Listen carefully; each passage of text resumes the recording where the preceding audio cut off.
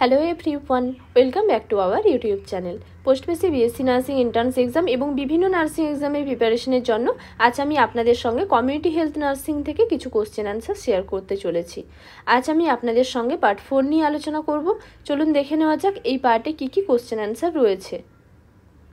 First question, in chickenpox, the rash is symmetrical. It first appears on the option A trunk, option B face, option C leg, option D palm and sole. Chicken পক্সের ক্ষেত্রে rash প্রথমে কোথায় বের হয়? Answer option A ট্রাঙ্কে। Chicken পক্সকে ভ্যারিসেলাও বলা হয়ে থাকে। চিকেন পক্সের কজেটিভ এজেন্ট হলো ভ্যারিসেলা জোস্টার ভাইরাস এবং চিকেন পক্সে প্রথম র্যাশ বের হয় ট্রাঙ্কে, যেখানে বেশি পরিমাণেই র্যাশ বের হয়, এবং পরে ফেস, আর্ম এবং লেগেও কিছু পরিমাণ র্যাশ বের হয়, তবে পাম এবং শোল ইউজুয়ালি এফেক্টেড হয় না। এখানে স্মল পক্স এবং চিকেন পক্সের একটি ডিফারেন্স দেওয়া রয়েছে। Next question, in a case of measles, about the 4th day of illness, a typical dusky red macular rash appears first on the option A face and behind the ear, option B leg, option C arm, option D abdomen. মিজেলসের ক্ষেত্রে প্রথমে কোথায় rash দেখা যায়? Answer option A face and behind the ear. মিজেলসকে রুবেলাও বলা হয়ে থাকে। মিজেলসের পজিটিভ এজেন্ট হলো প্যারামিক্সো ভাইরাস। মিজেলসের ক্ষেত্রে এক ধরনের টিপিক্যাল ইরেগুলার ডাস্কিরেট ম্যাকিউলার আর ম্যাকিউলো প্যাপিউলার র্যাশ দেখা যায়, যা সবার প্রথমে কানের পেছনে এবং ফেসে দেখা যায়, পরে নেক, ট্রাঙ্ক, লিমস, পাম এবং শোলের মধ্যেও দেখা যায়। Next question, acquired immunodeficiency syndrome is a fatal illness.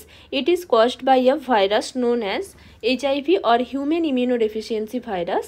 It is transmitted by option A sexual transmission, option B transmission through blood, option C perinatal transmission, option D all of the above. AIDS এক ধরনের fatal illness, যার positive agent হলো human immunodeficiency virus. এই AIDS কিসের দ্বারা transmit হয়? Answer option D all of the above. এডসের mode of ট্রান্সমিশনগুলি হলো সেক্সুয়াল ট্রান্সমিশন এবং ট্রান্সমিশন থ্রু ব্লাড, অর্থাৎ ব্লাড বা ব্লাড প্রোডাক্ট ট্রান্সফিউশনের ফলে, অর্গান ট্রান্সপ্ল্যান্টেশনের ফলে বা নিডিল প্রিক হলে, অর্থাৎ যদি কন্টামিনেটেড নিডিল প্রিক হয় সেখান থেকেও ট্রান্সমিট হতে পারে। কন্টামিনেটেড যদি কোনো ইনস্ট্রুমেন্ট ইউজ করা হয় সার্জিক্যাল প্রসিডিওরের সময়, বা স্কিন পিয়ার্সিং ইনস্ট্রুমেন্ট যদি ইউজ করা হয় ইয়ার পিয়ার্সিংয়ের সময়, ট্যাটুইং, অ্যাকুপাংচার, সার্কামসিশনের সময়, সেক্ষেত্রেও ট্রান্সমিট হতে পারে। এছাড়াও পেরিনেটাল ট্রান্সমিশন বা ভার্টিক্যাল ট্রান্সমিশন দেখা যায়। ইনফেক্টেড মায়ের থেকে ফিটাস বা বেবির মধ্যে ট্রান্সমিট হতে পারে বিফোর অর ডিউরিং বার্থ ও ডেলিভারির সময়। এছাড়াও 1 to 3% চান্স থাকে ব্রেস্ট ফিডিংয়ের দ্বারাও ট্রান্সমিট হওয়ার। Next question, Janani Suraksha Yojana was launched on option A 2013, option B 1948, option C 2005, option D 1945। Janani Suraksha Yojana কবে লঞ্চ হয়েছিল? Answer option C 2005। Janani Suraksha যোজনা লঞ্চ হয়েছিল 12 এপ্রিল 2005-এ এবং এই জননী সুরক্ষা যোজনার মেন অবজেক্টিভ হলো institutional delivery. Next question, government of India launch the Janani Shishu Suraksha Karyakram on option A 2002, option B 2013, option C 2005, option D 2011। Government of India Janani Shishu Suraksha Karyakram কবে launch করেছিল? Answer option D 2011-এ। জননী শিশু সুরক্ষা কার্যক্রম launch হয়েছিল 1 জুন 2011-এ। এখানে বেশ কিছু প্রোগ্রাম এবং তার অবজেক্টিভ দেওয়া রয়েছে। Next question, byssinosis is an occupational disease caused by option A coal dust, option B sugarcane fibre, option C cotton dust, option D silica dust. Byssinosis হলো এক ধরনের অকুপেশনাল ডিজিজ। এর কারণ কি? Answer option C cotton dust. Byssinosis হলো এক ধরনের occupational lung disease. বাইসিনোসিস এই কটন ডাস্ট ইনহেলেশনের জন্যই হয়ে থাকে এবং এই বাইসিনোসিসকে মন্ডে ফিভারও বলা হয়ে থাকে। এখানে বেশ কিছু অকুপেশনাল ডিজিজের এক্সাম্পল দেওয়া রয়েছে। কোল ডাস্ট ইনহেলেশনের ফলে অ্যানথ্রাকোসিস দেখা যায়, সিলিকা ডাস্ট ইনহেলেশনের ফলে সিলিকোসিস দেখা যায়, এসবেস্টাস ডাস্টের ফলে এসবেস্টোসিস দেখা যায়, কেন ফাইবার ইনহেলেশনের ফলে ব্যাগাসোসিস দেখা যায় এবং কটন ডাস্ট ইনহেলেশনের ফলে বাইসিনোসিস দেখা যায়। Next question. Health Survey and Development Committee is also known as option A Mudaliar Committee, option B Mukherjee Committee, option C Kartar Singh Committee, option D Vore Committee. Health survey এবং development committee কী নামে পরিচিত?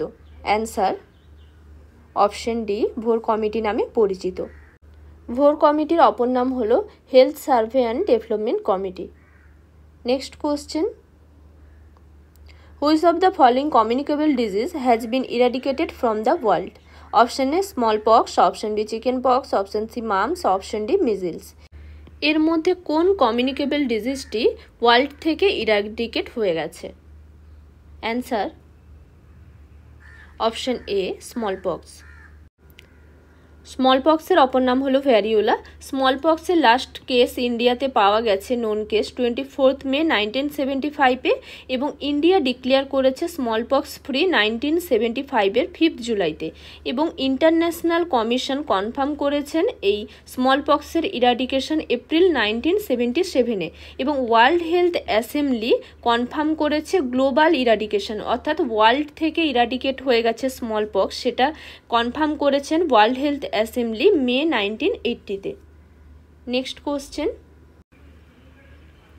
According to National Family Health Survey Round 5 2019 to 2021, sex ratio of total population in India female per 1000 male is option A 1020, option B 1037, option C 985, option D 929। National family health survey round 5 অনুযায়ী ইন্ডিয়ার total পপুলেশনে sex ratio কী রয়েছে? Answer option এ 1020। চলুন দেখে নেওয়া যাক।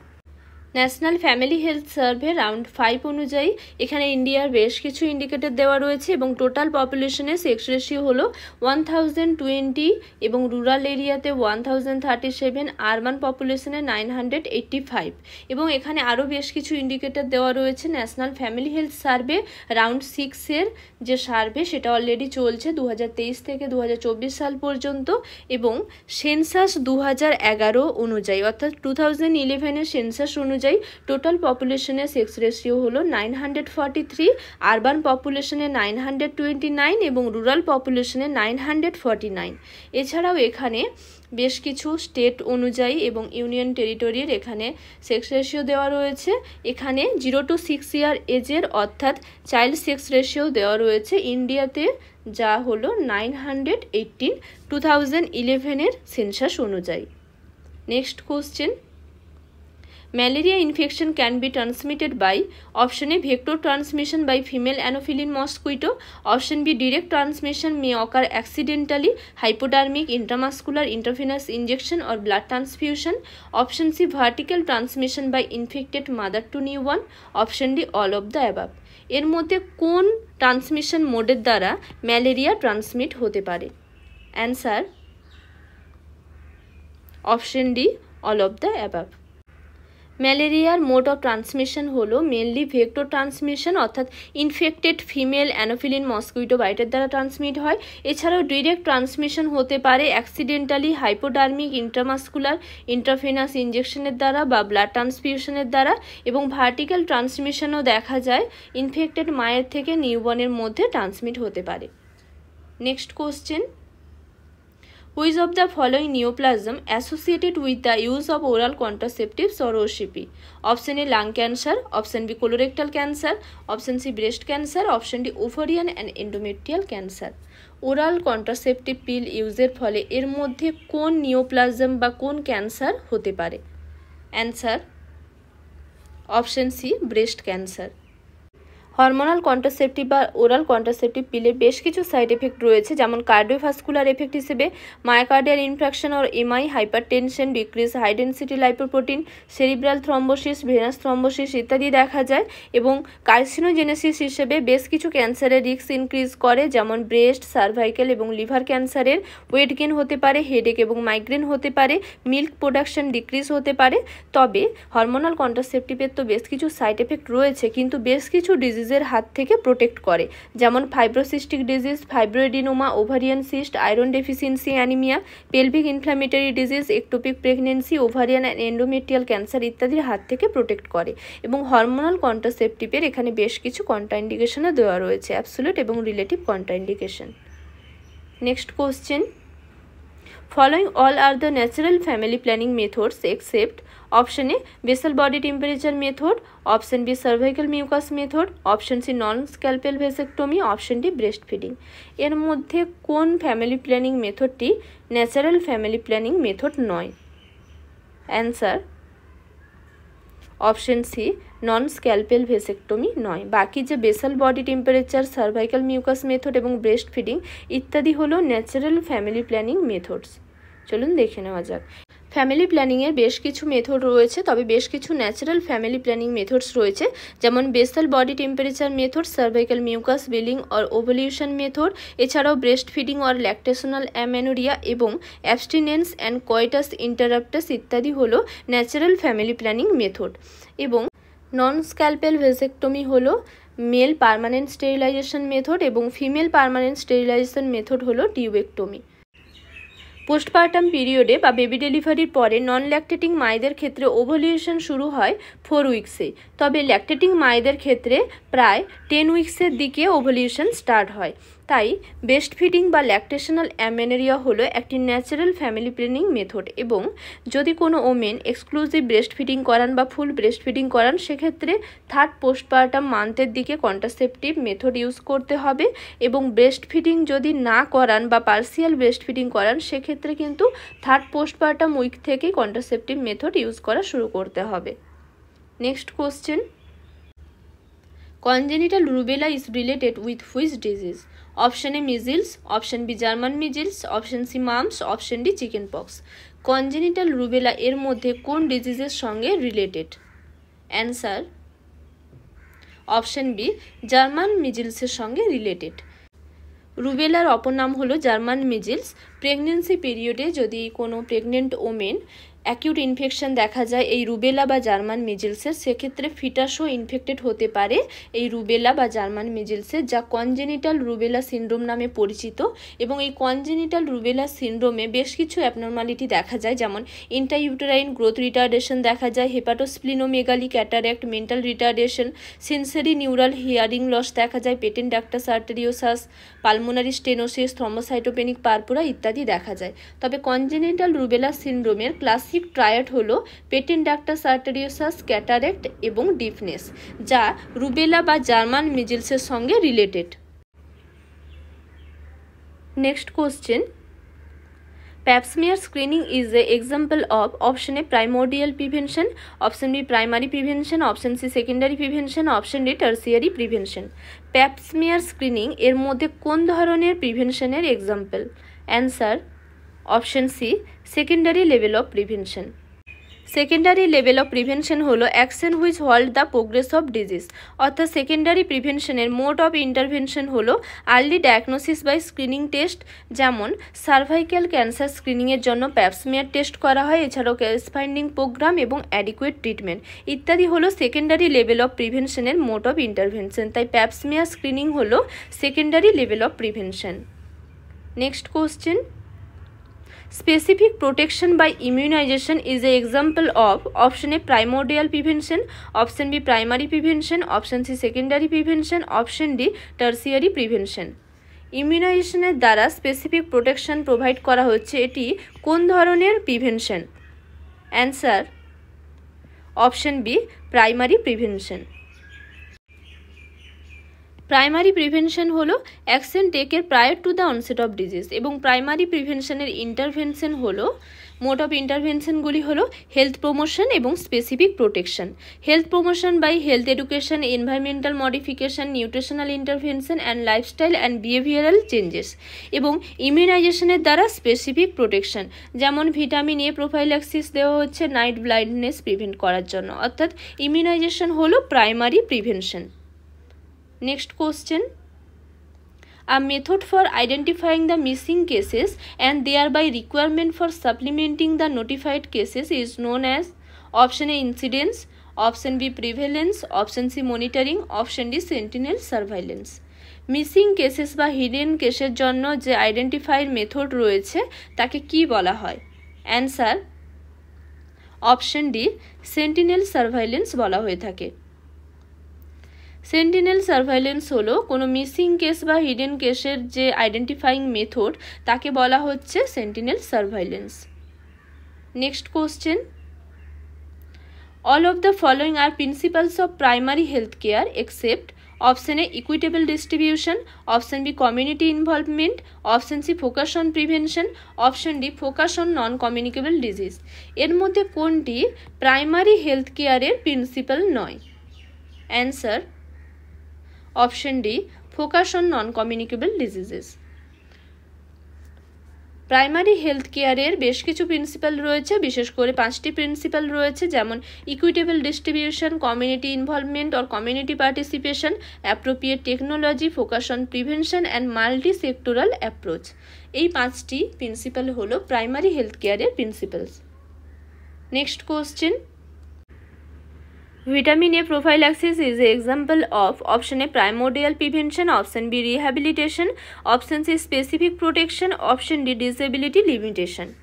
Vitamin A prophylaxis এর মধ্যে কার example? Answer option C specific protection. Primary প্রিভেনশনের দুটি মোড অফ ইন্টারভেনশন হলো হেলথ প্রমোশন এবং স্পেসিফিক প্রোটেকশন। হেলথ প্রমোশনের বেশ কিছু এখানে ইন্টারভেনশন রয়েছে এবং স্পেসিফিক প্রোটেকশন হলো কোনো স্পেসিফিক ডিজিজকে প্রিভেন্ট করার জন্য যখন কোনো স্পেসিফিক মেজার্স নেওয়া হচ্ছে, যেমন কিছু ডিজিজকে প্রিভেন্ট করার জন্য তার এগেনস্টে ইমিউনাইজেশন দেওয়া হচ্ছে, বা ভিটামিন এ ডেফিসিয়েন্সিতে বেশ কিছু ডিজিজ হয়ে থাকে, ভিটামিন এ ডেফিসিয়েন্সি বেশ কিছু ডিজিজকে প্রিভেন্ট করার জন্য যখন ভিটামিন এ প্রোফাইল্যাক্সিস দেওয়া হচ্ছে বা অ্যাডমিনিস্টার করা হচ্ছে, এটি হচ্ছে specific protection. Next question, patient is on lithium therapy, what is the level of prevention? Option A primordial level of prevention, option B primary prevention, option C secondary prevention, option D tertiary prevention. একজন পেশেন্টের treatment হিসেবে lithium therapy চলছে, এটি কোন ধরনের level of prevention? Answer option C secondary prevention. Secondary prevention হলো action which halt the progress of disease, অর্থাৎ secondary প্রিভেনশনের মোড অফ ইন্টারভেনশন হলো early diagnosis by screening test and case finding programme এবং adequate treatment, অর্থাৎ কোনো disease হয়ে গেছে তার জন্য অ্যাডিকুয়েট ট্রিটমেন্ট করতে হবে। অর্থাৎ এই ক্ষেত্রে পেশেন্টের হয়তো কোনো ডিজিজ রয়েছে, বাইপোলার অ্যাফেক্টিভ ডিসঅর্ডার রয়েছে, সেই ক্ষেত্রে পেশেন্টের মুড স্টেবিলাইজার হিসেবে লিথিয়াম থেরাপি চলছে, অর্থাৎ অ্যাডিকুয়েট ট্রিটমেন্ট প্রোভাইড করা হচ্ছে পেশেন্টকে, অর্থাৎ এটি হলো এক ধরনের secondary level of prevention. Next question, which of the following is also called as epidemic parotitis? Option A measles, option B mumps, option C rubella, option D typhoid. এর মধ্যে কোন ডিজিজকে এপিডেমিক প্যারোটাইটিসও বলা হয়ে থাকে? Answer option B mumps. মামসের অপর নাম হলো এপিডেমিক প্যারোটাইটিস। মামস হলো এক ধরনের অ্যাকিউট ইনফেকশাস ডিজিজ, গ্ল্যান্ডিউলার এবং নার্ভাস টিস্যুকে অ্যাফেক্ট করে। ক্লিনিক্যাল প্রেজেন্টেশন হিসেবে ওয়ান অর বোথ প্যারোটিড গ্ল্যান্ডের non suppurative enlargement and tenderness দেখা যায়, তবে অন্যান্য অর্গানও এফেক্ট হতে পারে। যেহেতু মেনলি প্যারোটিড গ্ল্যান্ডের ইনভলভমেন্ট দেখা যায়, তাই মামসকে এপিডেমিক প্যারোটাইটিসও বলা হয়ে থাকে। Next question, which of these diseases is not a waterborne disease? Option A hepatitis A, option B typhoid, option C cholera, option D tuberculosis. এর মধ্যে কোন ডিজিজটি ওয়াটারবর্ন ডিজিজ নয়? এই কোশ্চেনটির অ্যান্সার সবার জন্য রইল, এই কোশ্চেনটির অ্যান্সার আপনারা কমেন্ট করে জানাতে পারেন। ধন্যবাদ এতক্ষণ সঙ্গে থাকার জন্য। ভিডিওটি ভালো লাগলে লাইক শেয়ার করে দেবেন। কোনো কিছু জানার থাকলে আপনারা আমাকে কমেন্ট বক্সে জানাতে পারেন। নার্সিং রিলেটেড এরকম আরও কোশ্চেন অ্যান্সারের ভিডিও পেতে এবং নার্সিং রিলেটেড বিভিন্ন ইনফরমেশন পেতে পারলে আমার চ্যানেলটিকে সাবস্ক্রাইব করে রাখুন। আজকের জন্য এই পর্যন্ত, আবার দেখা হবে নতুন একটি বিষয় নিয়ে। আপনারা সবাই ভালো থাকবেন, সুস্থ থাকবেন।